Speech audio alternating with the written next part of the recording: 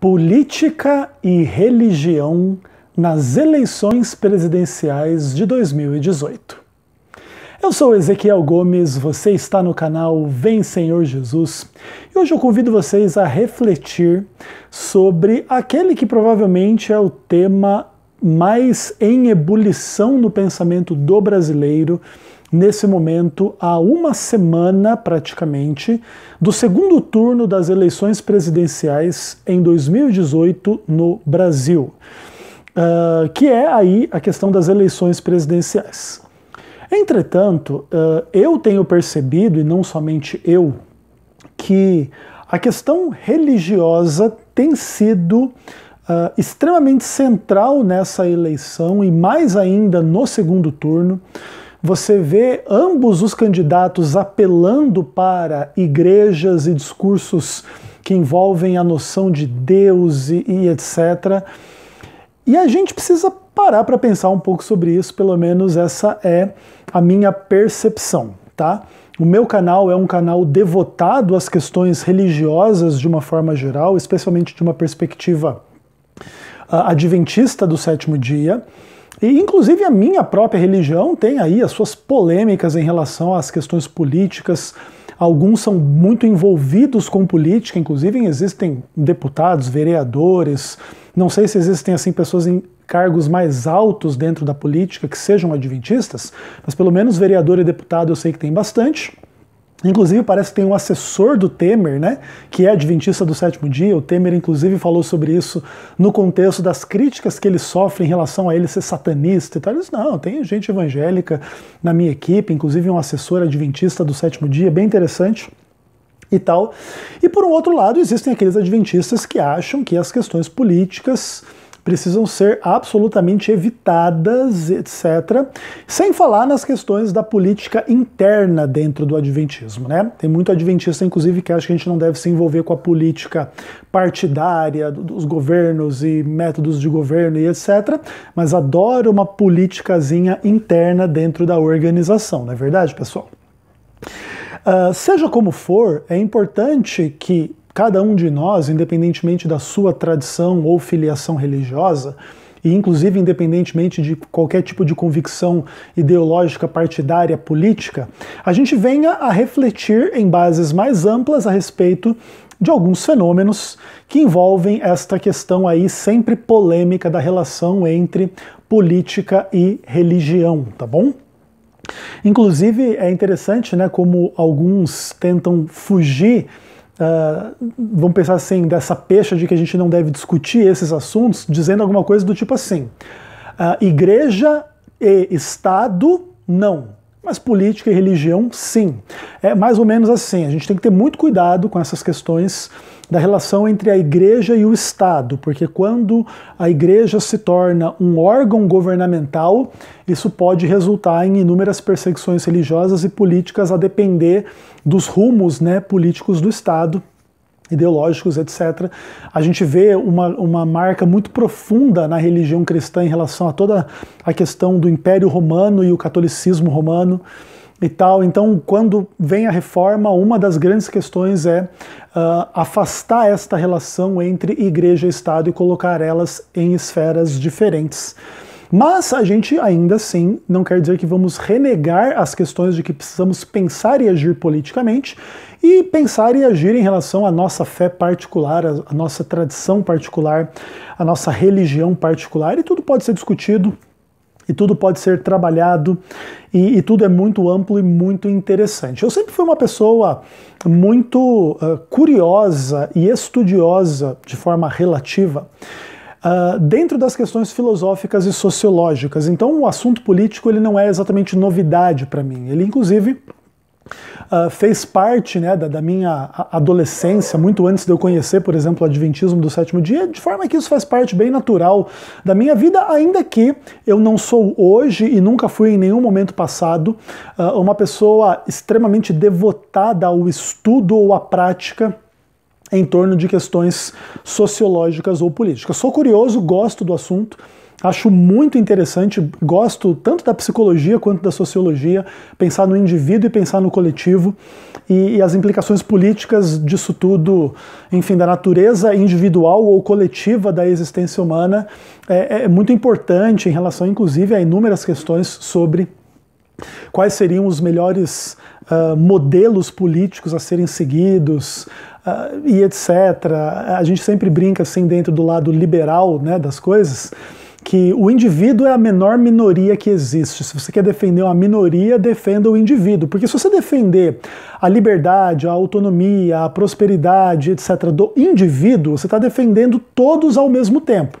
Mas se o seu negócio é defender o gay, ou negro, ou lésbica, ou índio, ou isso ou aquilo, daqui a pouco você vai estar agindo em favor de interesses de certos indivíduos contra o interesse de outros indivíduos em relação a um monte de coisa. Então agora o negro vai ter preferência na hora de passar no concurso em relação ao outro indivíduo. O outro indivíduo estuda mais e não passa, o negro estuda menos e passa, dentro de um cenário possível onde possa existir esse tipo de coisa. Então, se a gente defender que todo indivíduo deve ter direito, por exemplo, à educação, a trabalho, a moradia, isso e aquilo, você está defendendo brancos e negros, gays e héteros, religiosos e não religiosos, de esquerda ou de direita, ou de centro ou de nada, enfim. Então, são inúmeras questões interessantes e legais que eu acho que vale a pena a gente se aprofundar. Mas o meu propósito nesse vídeo é fazer uma reflexão muito livre, tá? Sem muito script aqui, em relação a algumas questões que eu acredito que sejam bem importantes da gente pontuar dentro desta eleição, em relação a algumas questões religiosas, tá? E eu vou me concentrar em algumas questões doutrinárias, porque é a face da religião que mais me atrai. Eu não sou tão atraído pela face política da religião, tá? A face pragmática da religião. Inclusive eu tenho asco e nojo muitas vezes quando a igreja se torna uma ONG, uma instituição política, dentro da sua política interna, e tem os seus partidos, e agora se briga por poder, e por dinheiro, e por orçamento, e loteamento de cargos, e cabide de emprego, e etc. E tudo isso existe dentro da religião da qual eu pertenço, dentro da medida do meu conhecimento e da minha esfera de influência, que não é grande, eu tento combater e expor estas coisas a fim de que elas sejam transformadas, mas o meu interesse religioso ele está grandemente focado nas questões doutrinárias, nas questões da fé, do conteúdo da fé, inclusive do conteúdo que a gente possa raciocinar e entender o mundo como cosmovisão, como filosofia cristã, como princípios doutrinários que possam nortear a nossa percepção da realidade. Essas são as coisas que mais me importam. E eu acho que para a gente entender as eleições de 2018 no Brasil, o primeiro tema a respeito do qual a gente precisa falar, como é o primeiro tema que a gente precisa falar quando a gente quer entender o ser humano, é a doutrina do pecado. A gente pode fazer uma ressalva. O ser humano não nasceu em pecado ou não foi criado em pecado da forma como hoje nasce e é criado, tá? Existe dentro da teoria cristã uma questão muito importante, com implicações negativas muito fortes e implicações filosóficas muito complexas para a existência, que é a doutrina da queda. Muitos pensadores consideram a visão cristã em relação a esse tópico mitológica, fantasiosa, equivocada e etc. Eu discordo, mas não vou fazer a polêmica profunda em relação a isso, que daria aí 6 meses de curso ou 6.000 anos de curso a respeito do tema. Seja como for, a doutrina cristã entende que o ser humano foi criado perfeito pelas mãos de Deus, à imagem e semelhança de Deus, ainda que o ser humano tinha liberdade de escolha em relação a obedecer ou desobedecer Deus, e Deus previamente lhe instruiu a respeito dessas opções e das consequências inerentes a cada qual opção. Os nossos primeiros pais, em tese, escolheram o caminho do mal, e a partir daí, todos nós, filhos dos nossos primeiros pais, nascemos num mundo caído, com uma natureza caída, uma vez que eles não tinham mais nenhuma natureza não caída, nenhum mundo não caído para nos oferecer. E em grande medida, a partir de então, a gente vê que o ser humano agora está colocado dentro de um contexto existencial onde se chama, onde se fala, onde se diz de algo que seja pecado. E esse pecado aí, ele vai tomar formas e proporções, por um lado simples e por outro lado complexas. Então o pecado essencial dos nossos primeiros pais e de cada um de nós é o nosso egoísmo essencial, que faz com que a gente se preocupe e se interesse muito mais por nós mesmos do que por qualquer outra coisa, inclusive nossos irmãos, inclusive Deus, inclusive qualquer coisa, inclusive a realidade. Então, em grande medida, o ser humano, num contexto de pecado, ele está em confronto e conflito com a realidade num contexto de pecado, egocentrismo, e ali se desenvolvem no ser humano todo tipo de maldade, malícia, vaidade, pecados específicos. Aí a gente pode falar em pecados mortais e pecados veniais, para usar um pouco da nomenclatura católica, para dizer dos pecados mais graves ou menos graves, e não importa quem você seja, você não está livre do pecado, tá bom? E por que esse tópico é o tópico mais fundamental e mais importante para a gente começar a falar de eleição em 2018 no Brasil? Porque a gente vê as eleições gerais no Brasil hoje envoltas em pecado. E aí poderemos falar de mentira, poderemos falar de financiamento ilegal de campanha, poderemos falar de criminosos que estão de alguma maneira influenciando ou mesmo ditando as regras de campanha presidencial de dentro da cadeia, né? Então, e a gente pode falar, enfim, dentro desse contexto de inúmeras coisas. Então, pessoas atacando umas às outras, pessoas agredindo umas às outras, pessoas desrespeitando umas às outras, pessoas se polarizando em relação umas às outras. E de alguma maneira também, quando você defende uma pessoa ou um partido dentro dessa história como um todo, a tendência a divinizar esta pessoa ou este partido. Então o Haddad ou o Bolsonaro são os representantes de Deus, e Deus está a favor do Haddad porque Deus é a favor dos negros, os gays, não sei o que, do Lula, e o Lula é inocente, então Deus está desse lado aqui dos injustamente perseguidos e presos em Curitiba. Por outro lado, o pessoal do Bolsonaro aí, o Bolsonaro é correto, é direito, defende a família, não sei mais o que, e etc, e etc, e Deus levantou esse homem para guiar a nossa nação. E muitas vezes a gente esquece que essa é a tendência inicial e primordial do pecado, é colocar o homem no lugar de Deus, né? E daqui a pouco o homem pecador vai ser declarado Deus, né? Isso vai se cumprir de uma forma muito singular no catolicismo romano, quando o Papa senta no trono e fala ex cathedra, ele é infalível, ele é a voz de Deus no mundo, ele é a cabeça da igreja, ele é o supremo pastor, ele é o bispo das nossas almas, linguagem absolutamente divina para falar do homem pecador que está sentado no trono da Igreja de Roma, mas de que de alguma forma essa tendência do catolicismo romano ela se repete em instituições de uma forma geral, e agora quem está sentado na cadeira de presidente da República ou de presidente da Associação Central Sul-Rio-Grandense na Igreja Adventista do Sétimo Dia, às vezes está querendo se sentir um pouco Deus e Papa e coisas desse tipo, e seus seguidores fecham os olhos para os seus problemas e só enaltecem supostas qualidades, se são reais ou imaginárias, podem ser discutidas, e etc. Então, seja como for, para a gente entender todo esse cenário, a gente tem que entender toda a questão do pecado. E, inclusive, a tensão política no Brasil hoje, muito contextualizada pelas dificuldades econômicas, aí podemos falar em pobreza, em miséria, em desigualdade, em corrupção, que desvia recursos que deveriam ir para saúde, educação, infraestrutura, não sei mais o que, e agora estão indo para pagar prostitutas em Brasília. Não é só no Rio Grande do Sul que o pessoal vai em motel com prostituta, né, gente? Então você vê Brasília, inclusive, né, tem matérias aí com as prostitutas. Eu vi uma, inclusive acho que era uma prostituta da gaúcha, viu? Que falava lá quanto que ela ganhava muito mais do que o salário dos deputados fazendo programa. E aí os caras alugavam ela por uma semana, e ela tinha, por exemplo, se o outro cliente queria sair com ela, tem que perguntar pro cara que alugou ela naquela semana se o cara libera ou não. E é assim que é Brasília, né? E etc e tal. E então a gente tem que perceber a questão do pecado de uma forma bem ampla, de alguma maneira fazendo contexto para toda a questão das eleições em 2018. Só que assim, pessoal, quando a gente olha para o pecado e para essa questão como um todo, e essa realidade dura de miséria, desgraça, desigualdade, pecado, transgressão, maldade, se a gente não tem uma boa estrutura psicológica particular, a nossa tendência de desanimar da vida, de querer dar um tiro na cabeça é absoluta, tá?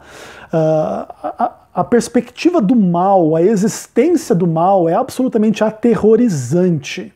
E você conviver que isso está à sua espreita a todos os momentos, dentro das estruturas mais fundamentais da sua vida. Então o Temer lá usado pelo diabo para assinar um decreto, ou o Lula, ou o Bolsonaro, ou quem quer que seja, e agora é usado pelo demônio na sua vida, e daqui a pouco você está com dificuldade de emprego, você não tem saúde, você não tem educação, você não tem segurança. Meu, que desgraça.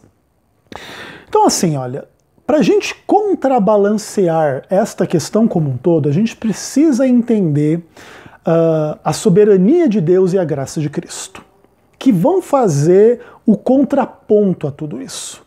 Deus reina, está no controle, de maneira que o diabo não é um rival em pé de igualdade ou em realmente condições de lutar contra Deus de uma forma a vencer Deus, a derrotar Deus, a ser mais poderoso do que Deus, ainda que Deus se restrinja e não usa artimanhas e armas que o diabo usa, e aí a mentira, a maldade, a extorsão, o roubo, o crime, enfim, etc. Inclusive isso tudo vai daqui a pouco a gente vai discutir a lei de Deus, né? Mas enfim, seja como for, Deus é soberano. Esse Deus soberano nos deu liberdade, como deu liberdade ao diabo, como deu liberdade a criaturas morais. E agora, seja lá o que for que as criaturas morais façam, Deus, em sua onisciência, em seu amor, em sua, enfim, absoluta sabedoria, consegue resolver isso que não tem solução. E aqui entra todo um contexto da graça de Cristo. Então, onde há pecado, e o pecado é abundante, por que a gente não se desespera? Porque onde abundou o pecado, superabundou a graça. Então a graça de Deus é maior que o pecado, e é ela que nos sustenta em meio à tribulação deste mundo, destas eleições e de tudo mais, problema de saúde, financeiro, família, igreja, um monte de coisa, e Deus nos sustenta por sua graça. Beleza? Então, a graça, ela se manifesta de uma forma muito especial na encarnação, vida, morte, ressurreição de Cristo. E a partir daquilo que ele realiza na cruz, existe perdão para o que não tem perdão. E por mais que o pessoal do Bolsonaro não goste, tem perdão para o Fernando Haddad, tem perdão para Gleisi Hoffmann, tem perdão para Luiz Inácio Lula da Silva, tem perdão para Antônio Palocci, aí eu poderia citar muita gente aqui, né? Que inclusive, do lado direito da força, vamos pensar assim, alguns de nós acham até que inclusive não deveriam ser perdoados. Mas que tem perdão para eles, tem. Mas o que eu estou exaltando aqui não é uma característica destas pessoas para passar a mão nos crimes destas pessoas ou de todas as outras que possam ser apontadas como criminosas e pecadores. Eu acho que no final das contas todo mundo vai poder ser apontado pelo menos como pecador. Como criminoso é uma outra história, mas de qualquer forma, se somos pecadores, já violamos a lei de Deus. A lei de Deus é muito maior do que a lei do homem, e se transgredir a lei do homem é crime, transgredir a lei de Deus é crime, então todos nós somos criminosos. Mas o grande ponto não é usar o fato generalizante para justificar nenhum pecado e crime específico de corrupção ou de qualquer outro tipo de coisa, de assassinato, sei lá o que, Celso Daniel mandou lembranças e etc. Mas simplesmente entender uma coisa. Quando a gente fala que tem perdão para as pessoas, e também tem perdão para quem idolatra Bolsonaro, e que isso é pecado, viu, pessoal? Tem perdão para quem acha que Bolsonaro é Deus na Terra, também tem pecado, viu, pessoal? E etc. Então, tendo perdão, o que a gente exalta não são as pessoas que, olha, que maravilhosa pessoa você é, você merece perdão. Não, ninguém merece. Mas todo mundo pode ser perdoado. E quando a gente fala do perdão, a gente exalta Deus e não o homem.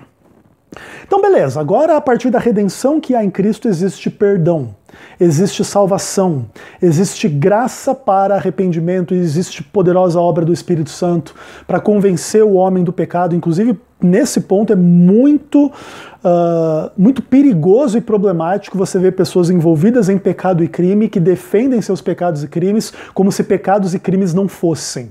Esse talvez seja o momento mais perigoso da existência de um ser humano, é quando ele justifica os seus pecados e os seus crimes, seja na esfera pública ou na esfera espiritual privada da sua relação com Deus, tá? Pecado não se justifica, porque pecado não tem justificativa, porque pecado é crime contra a lei de Deus, é pecado de fato. E a única resposta possível para o pecado é a redenção que há em Cristo Jesus. A partir da redenção realizada e do evangelho pregado, aqueles que creem se comprometem a fermentar os indivíduos, as instituições, as famílias, os grupos de WhatsApp com os princípios da redenção, tá? E os princípios da redenção são o perdão, o amor, a fé, a graça, a paz. Entretanto, para contextualizar todas essas coisas positivas, é necessário trazer à luz as coisas negativas. Por que o PT tem que ser perdoado? Porque o PT é um partido criminoso, certo? Por isso que ele precisa ser perdoado. Por isso que o Lula tem que ser perdoado, porque é um criminoso, bandido, safado, ladrão. Aí o que acontece? Como que a gente põe em prática os princípios do evangelho, da graça e do perdão, sem dizer que o cara é ladrão, vagabundo, sem vergonha, que quer colocar kit gay, ou que quer colocar arma na mão das pessoas, ou que quer fazer isso e aquilo? E a gente pode falar dos defeitos de esquerdistas ou direitistas, tá? Então não dá. Então o fato é que a vocação do cristão em relação a essa questão como um toda é criar treta. Inicialmente para apontar o problema, para depois oferecer a solução. Então não importa se você é direita ou esquerda, você é um pecador. Não importa se você é Lula ou Bolsonaro, você é um pecador. E agora, os princípios do evangelho para te alcançarem com perdão, graça, misericórdia, salvação, precisam desmascarar a sua idolatria, a sua maldade, o seu crime, o seu caixa 2, o seu desvio, a sua fake news, a sua comunhão com o demônio nas eleições de 2018. Certo? Porque esse é o ponto. E nesse momento o embate é absolutamente inevitável. E o embate deve ser feito sobre dois fundamentos: a lei de Deus e a graça de Cristo. Roubar não pode ser algo impune. Por quê? Porque a lei de Deus já diz não furtarás. E existem princípios, inclusive sociológicos, muito profundos, né, por detrás da questão, porque aí existe toda uma questão de segurança, etc., em nome do mandamento. Se o mandamento é desrespeitado, a gente tem que ter portão e tranca e cadeado e não sei o quê, porque senão a gente vai ser roubado, certo? Se o mandamento fosse respeitado, não precisava gastar dinheiro com muro, por exemplo, podia ter gastado dinheiro com outra coisa. Né? Quanto é que é para fazer um muro ao redor de um terreno? 10 mil reais? Não precisasse fazer muro, podia gastar 10 mil reais com outras coisas, tipo comprando caixa 2 em WhatsApp. Não, pessoal, isso também não pode, tá?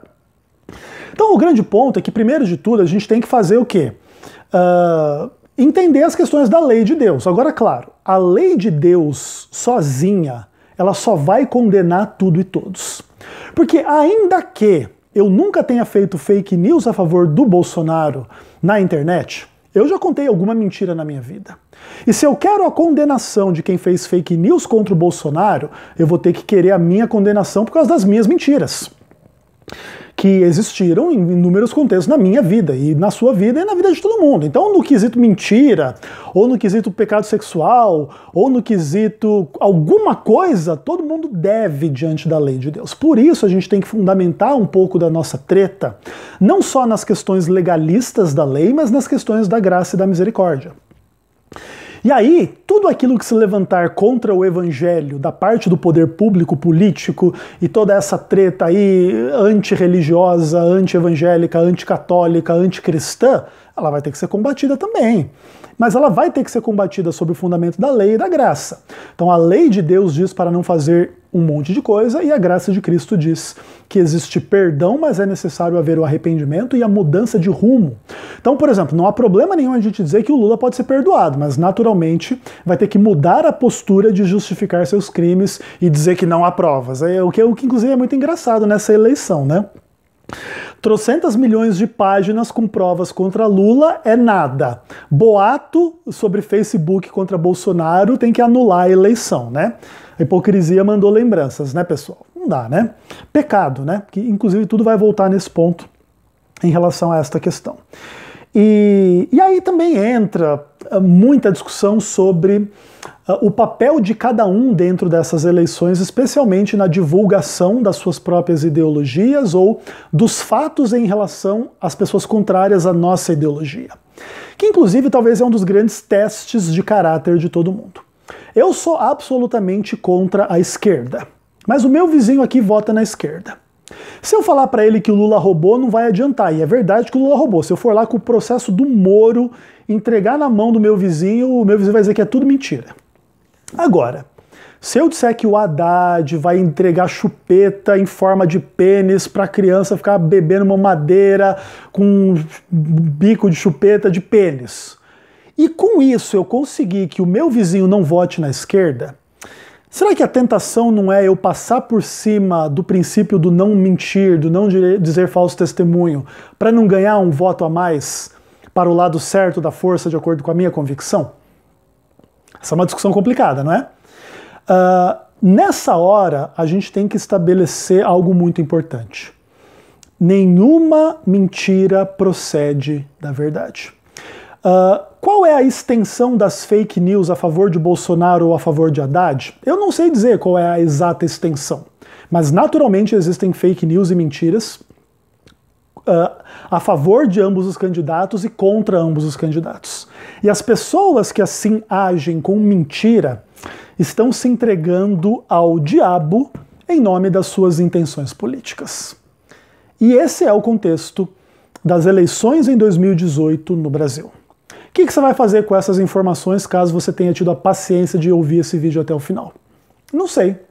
Eu sei o que eu vou fazer. Estarei comprometido com a verdade a despeito de qualquer coisa. Confiarei em Deus a partir de qualquer coisa. E terei consciência da realidade do pecado para não me iludir com nada nem com ninguém. Não existe salvador da pátria na política, porque o salvador de verdade é um rei muito acima da política. Não é verdade? É o rei legítimo e ele voltará para reinar sobre a terra. Fora deste reino, tudo vai conter a desigualdade, a injustiça, a maldade, a corrupção, o favorecimento dos seus próprios e etc. Ainda que, naturalmente, enquanto Cristo não vem, a gente pode discutir se é possível ou permitido ou imperativo escolher o mal menor. Eu tenho certeza que o PT eleito vai roubar. Eu tenho certeza que o Jair Bolsonaro eleito pode roubar. Certeza absoluta como eu tenho em relação ao PT, eu não posso ter. A não ser que daqui a pouco, daqui 3, 4 mandatos com o PSL no poder, a gente veja escândalos, por exemplo, do tipo que houve em relação ao PT. Aí de fato não vai dar para negar, mas até que isso se concretize, tudo fica no campo da potencialidade. Ah, mas o Jair Bolsonaro pode ser corrupto no fim das contas. Ah, mas ele pode pegar os filhos dele e fazer igual o Lula fez com os filhos dele. Sim, pode tudo. Agora, o ponto é o seguinte: a alternativa ao Bolsonaro já fez tudo isso e já prometeu fazer pior do que tudo isso. De maneira que, nesse caso, será que não é o caso de escolher o mal menor? Eu não vou votar nessas eleições. Inclusive, não votei no primeiro turno e não vou votar no segundo turno. Uma questão particular minha, quando eu percebi o desenho eleitoral desta eleição, decidi não transferir o meu título, justifiquei no primeiro turno, estarei fora do Brasil na votação do segundo turno, mas coloco a minha influência de forma diametralmente oposta à influência da esquerda e do PT no Brasil.